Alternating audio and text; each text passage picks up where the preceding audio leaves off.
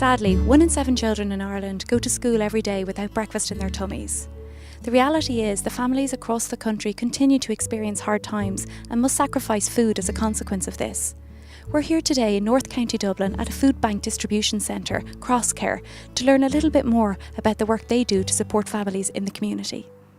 Hi Michael, we're here today at one of the Crosscare food banks in North County Dublin. Can you tell me a little bit about the work that you do for Crosscare? Yeah, well, we set up food banks across Dublin. The idea is that these food banks have been set up just to help families and individuals in need, people who are affected by either food poverty or deprivation. And how do you identify the families that really need your help the most? Well, we work with some state agencies and we work with a lot of other registered charities. And the idea is those charities go and identify families or individuals and then they refer them to us here in the food bank and we make sure that we supply them with enough food to get them through the rest of the week. What are the key meal times that you focus on? I suppose breakfast would be one of the main key meal times for us.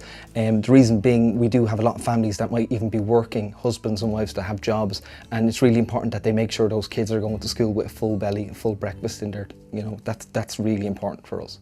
And do you see the benefits of the work that you do on the ground, Michael? Absolutely, absolutely. The families that we work with and the individuals, they come back to us and they talk about the fact that they didn't know how they were going to feed themselves that week. They didn't know if they were going to have enough of the right kind of food.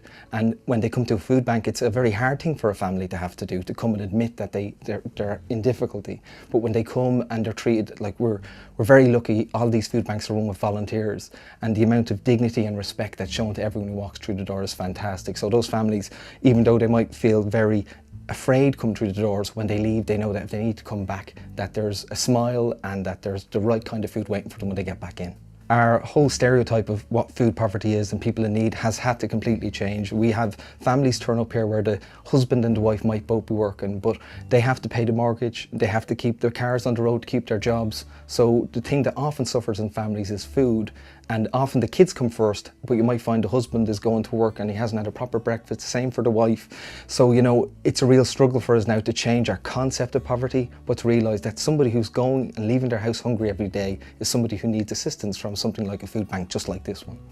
And tell me, how do you source the food then that's necessary to provide that support to the families? Well, we try to identify food from all elements of the food chain, whether it be farmers, food producers, retailers. We'll take food from anyone in any condition as long as we can package it in a way that it's appetising and it's healthy and wholesome for a family. It's most important. Our relationship with Kellogg's is fantastic because where we're getting a lot of maybe overruns or damaged stock from other people, Kellogg's, we're like one of their customers. We phone them and they treat us like a customer and they send all the good stock that we need the next day. So I mean, it's a fantastic relationship. If we had that with more people like that, our jobs would be a lot easier.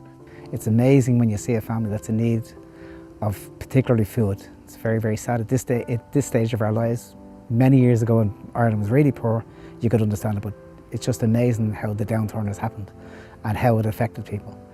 And the type of people, you'd be quite amazed that they come in looking for food.